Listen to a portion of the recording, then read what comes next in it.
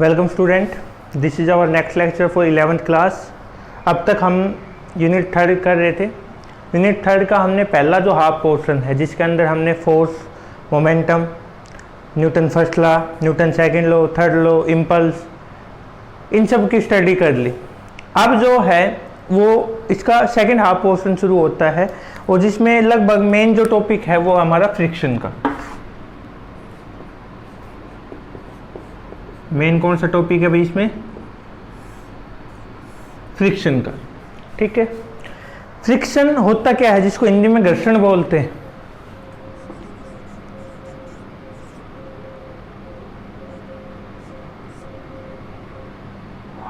शायद यही। ठीक है, क्या होता है ये? टायर देखे आप लोगों ने, सभी ने टायर देखे होंगे। वो खुरदरे बनाए जाते हैं। बाथरूम के अंदर टाइल लगाते हैं हम, क्यों लगाते हैं? क्योंकि भाई स्लिप ना हो, नॉन स्किडिंग टाइल लगाते हैं, हम यूज़ करते हैं। या फिर आपने देखा होगा जब बारिश का मौसम होता है उस टाइम पे क्या होता है, जो चिकनी मिट्टी होती है उस पर चलना पॉसिबल नहीं हो पाता। क्यों? क्योंकि हमारे जो फुट है वहाँ पे ग्रिप क्रिएट नहीं कर पाते। दूसरा, हमने देखा होगा जब क्रिकेट खेलते हैं जो बैट होता है उस पर जो हैंडल होता है रबड़ लगाया जाता है। क्यों? क्योंकि आप उसको मजबूती के साथ पकड़ सको। यदि ग्रिप लूज हुई या हाथ थोड़े बहुत गीले होते हैं वो बैट हाथ से छूट जाता है, निकल जाता है। क्यों? क्योंकि ग्रिप नहीं बन पाती। ये सारा रोल किसका है? ये सारी चीज़ें हैं जब हम फ्रिक्शन की बात करते हैं। फ्रिक्शन क्या होता है? वो एक तरीके से जब दो सरफेस कांटेक्ट में आते हैं, कोई भी दो सरफेस है, जैसे आप चल रहे हो तो आपके पैर जमीन के साथ कांटेक्ट में, दो सरफेस हो गए, एक आपके पैर का, दूसरा अर्थ का। दो सरफेस है, जब ये कांटेक्ट में आते हैं तो इनके बीच में जहाँ पे दोनों सरफेस टच हो रहे इनके बीच में एक फोर्स, एक टाइप ऑफ फोर्स डेवलप होता है जिसका काम क्या होता है, जो भी रिलेटिव मोशन है, जिस डायरेक्शन में आप जा रहे हो उसको अपोज करना, उसको रोकने की कोशिश करना। ये इसका, यदि आपसे कोई पूछे जिस डायरेक्शन में हम फोर्स अप्लाई कर रहे हैं ना, फोर्स ऑफ फ्रिक्शन उसके अपोजिट डायरेक्शन में अप्लाई होगा, वो ऑटोमेटिक आपको रोकने की कोशिश करेगा। ठीक है, जो क्रिकेट प्लेयर या कोई भी एथलेटिक्स है जो रेस लगाता है वो जूतों के अंदर है जिसको हम कील वाला जूता बोलते होते। क्यों? क्योंकि ये जमीन पे रखें तो स्लिप ना हो उनका पैर, उनकी पकड़ मजबूत हो। पकड़ कब मजबूत होती है? जब भाई जितना स्ट्रॉन्ग फ्रिक्शन होगा टाइल है उस पर पानी गिर जाए, चलना पॉसिबल नहीं होता। लेकिन जो नॉर्मल रोड होते हैं हमारे पास वहां पे आप आराम से चल सकते हो। क्यों? वो खुरदुरे होते हैं, पैर और जो आपका जूते होंगे और उनके बीच में जो कांटेक्ट होगा वो लॉक हो जाता है। वो जो पोजीशन होगी हमारी वो लॉक हो जाती।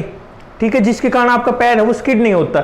लेकिन वहां पे जो ग्रिप हमारी बन नहीं पाती, जैसे ही पैर रखते वो स्लिप होता चला जाता है। दोनों के बीच में फ्रिक्शन कम होता है। जहां पे फ्रिक्शन कम होगा वहां पे आपकी पकड़ मजबूत नहीं होगी। ठीक है, फ्रिक्शन ज्यादा होना ही ठीक होता है। इसलिए तो जब बोलते हैं ना कि टायर घिस गया, भाई टायर घिसने का मतलब क्या होता है कि उसके ऊपर जो हमने रफ सरफेस बना रखा था उसकी वैल्यू कम हो जाती, वो लेवल होने लग जाता। लेवल होगा तो रोड के साथ उसकी ग्रिप नहीं बनेगी और काम नहीं चलने वाला। तो अब बात करते हैं हम फ्रिक्शन की। होता क्या है? The force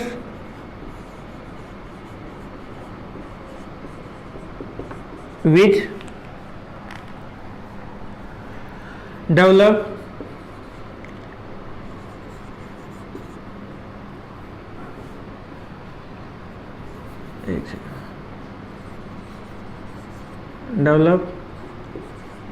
between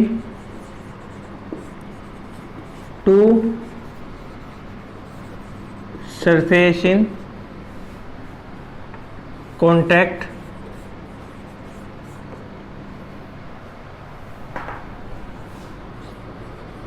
and oppose their relative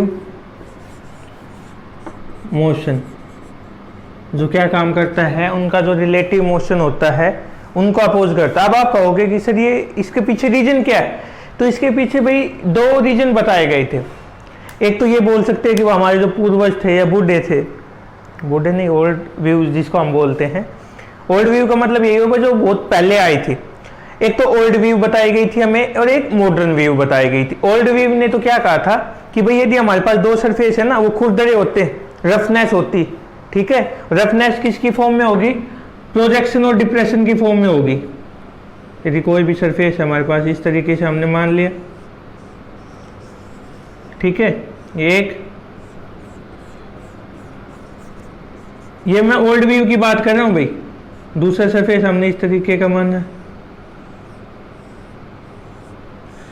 ये भी रफ सरफेस खुरदरा है, बराबर नहीं, बराबर होते तो ऐसे मिलते ना दोनों सरफेस, ये इक्वल है, इस तरीके से दूसरा है हमारे पास।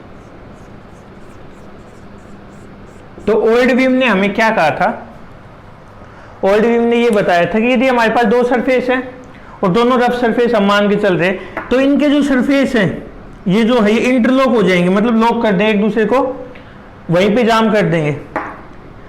ये दोनों जब इनके बीच में इंटरलॉकिंग होगी, इसको हम जो बाहर निकला हुआ है इसको प्रोजेक्शन बोलते हैं, जो अंदर गया हुआ है इसको डिप्रेशन बोलते हैं। जो प्रोजेक्शन और डिप्रेशन है इनकी इंटरलॉकिंग होती, ठीक है, इसके कारण क्या होता है? फ्रिक्शन होता है, ठीक है।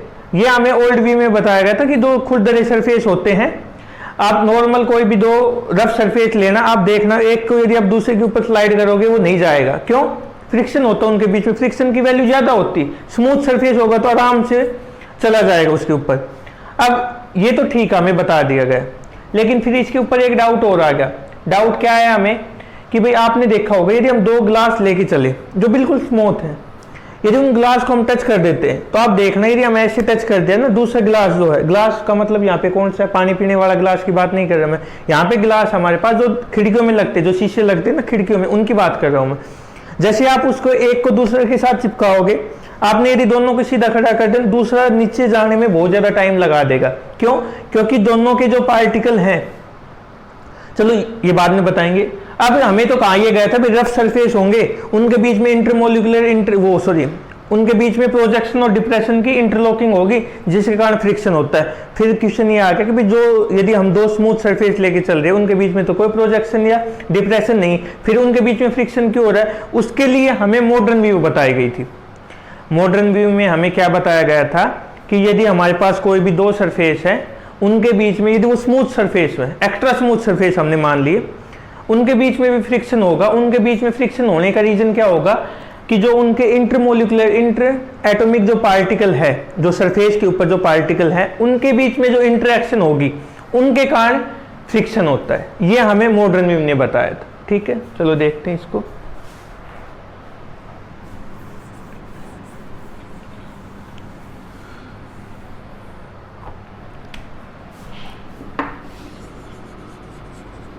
काज ऑफ फ्रिक्शन, क्या रीजन था भाई? पहले क्या बताया हमने, कौन सी व्यू मिली थी हमें? ओल्ड व्यू मिली थी। ओल्ड व्यू ने क्या बताया था? According to old view,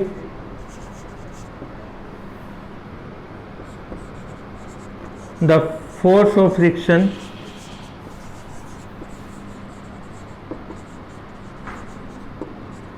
between two surface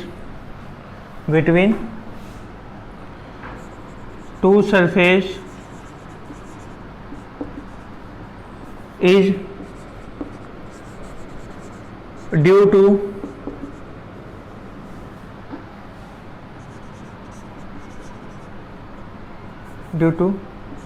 roughness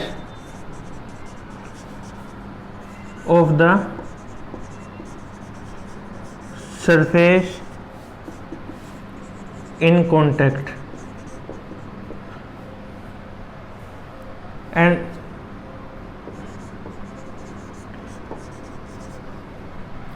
the roughness is in the form of projection and depression.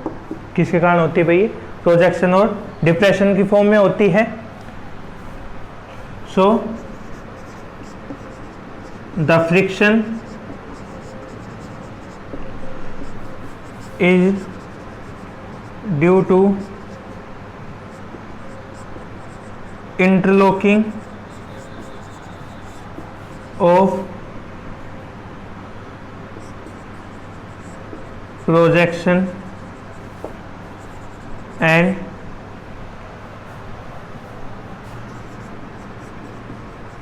depression of two surface।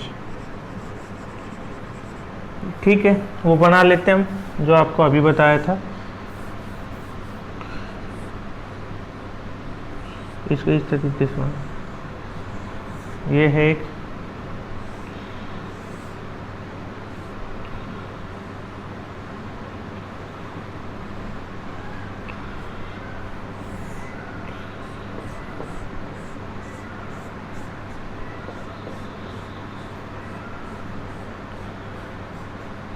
ये क्या है भाई हमारे पास, क्या है ये projection,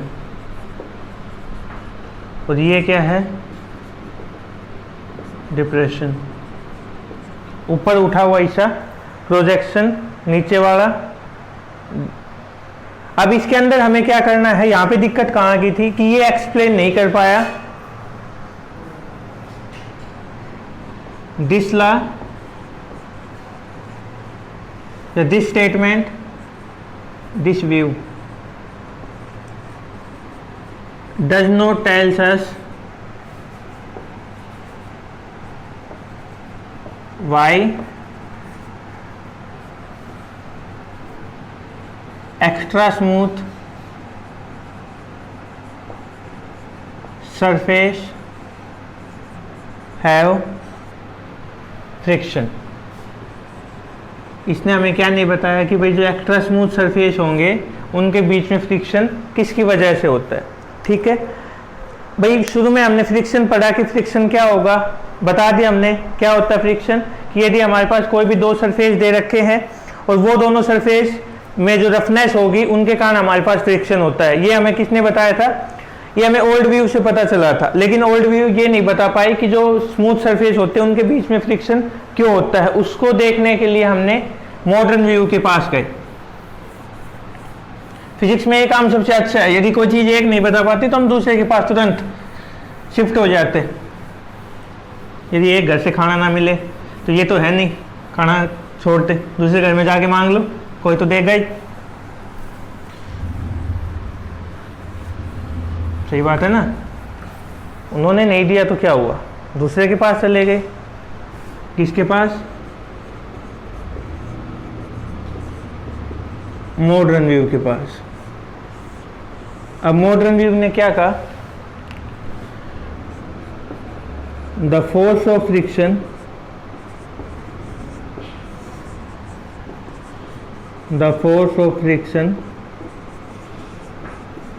between two surface is due to intermolecular interaction, कि यदि हमारे पास कोई भी दो सरफेस दे रखे हैं उनके बीच में जो फोर्स ऑफ फ्रिक्शन होगा वो किसके कारण होगा भाई, जो वहाँ पे जो सरफेस टच हो रहे हैं उनके बीच में जो वहाँ पे जो मोलिकुलर प्रेजेंट है उनके इंटरेक्शन के कारण वो होता है। ठीक है, अब टाइप ऑफ फ्रिक्शन यदि हम बात करें,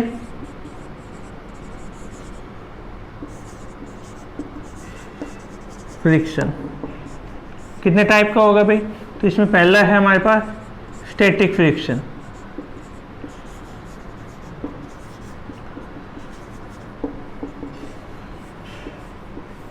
लिख देता हूं पहले इसको, the force of friction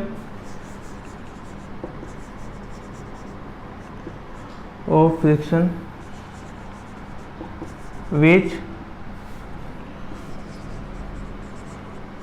comes into play when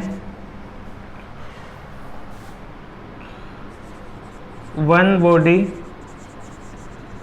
is standing over the another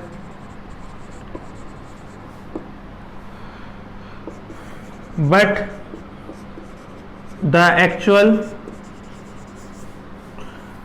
motion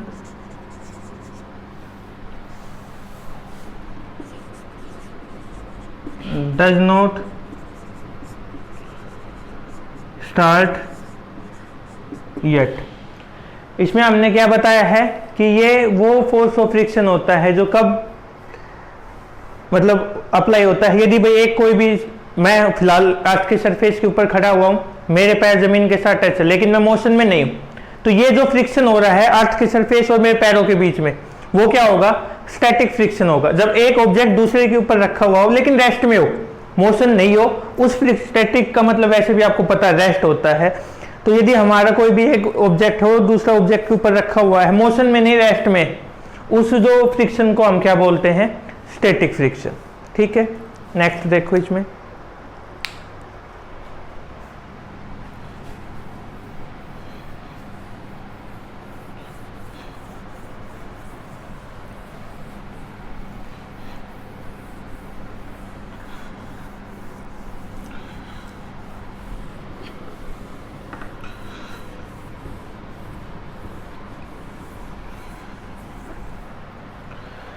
इसके बाद भाई हमने पढ़ना है लिमिटिंग फ्रिक्शन। कौन सा है इसमें, limiting friction.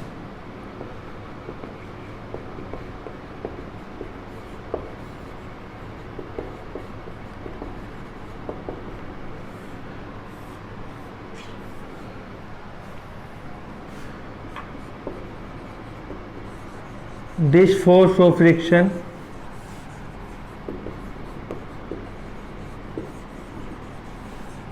comes into play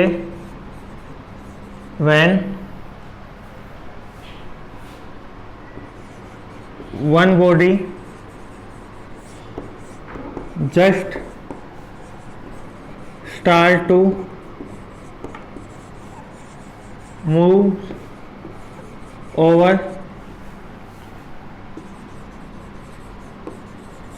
another body।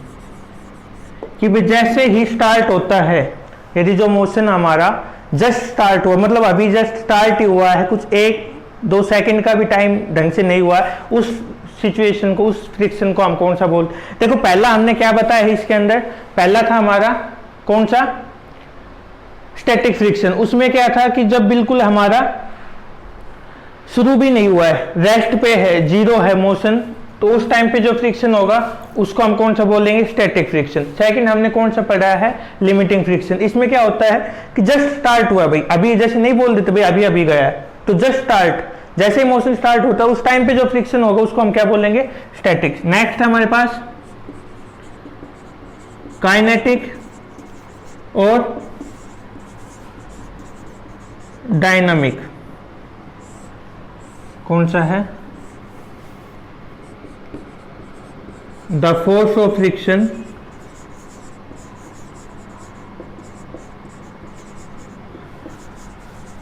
which comes into play when one object, one body is moving over the surface of another body। कि जब भाई एक्चुअल में मूवमेंट हो रही हो उस टाइम पे जो फ्रिक्शन होता है उसको हम कौन सा बोलते हैं, काइनेटिक और डायनामिक फ्रिक्शन। आ गया होगा शायद आप आराम से, पहले भाई बिल्कुल खड़ा हुआ है उसके ऊपर, सेकंड में मूव कर रहा है, वो जस्ट स्टार्ट किया उसने, थर्ड में एक्चुअल में मूवमेंट हो रही होती है। ये जो है ये 2 टाइप का होता है भाई, ये होगा, ये 2 टाइप का होगा, एक तो रोलिंग फ्रिक्शन, सेकंड कौन सा होगा हमारे पास, स्लाइडिंग फ्रिक्शन। रोलिंग और स्लाइडिंग यदि मैं आपको बताऊं, सिंपल सी है बिल्कुल बात।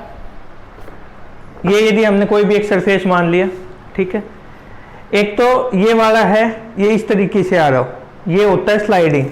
क्या हुआ ये? स्लाइडिंग। अब यदि ये इसी की मैं बात करूं और इसको हम ऐसे छोड़ते और ये ऐसे घूमता, यदि ये ऐसे आ रहा है तो ये स्लाइड करता हुआ आ रहा है, और ये ऐसे घूमता हुआ आ रहा है तो रोल करता हुआ आ रहा है। ये दो टाइप के हमारे पास इसमें फ्रिक्शन थे। ये था आपका आज का लेक्चर, जिसमें हमने फ्रिक्शन, टाइप ऑफ फ्रिक्शन, उसका रीजन किस कारण से होता है, ये सब स्टडी किया। अगले लेक्चर में इसको जो लॉज ऑफ लिमिटिंग फ्रिक्शन है या इसके बारे में कुछ और है वो हम स्टडी करेंगे। Thank you.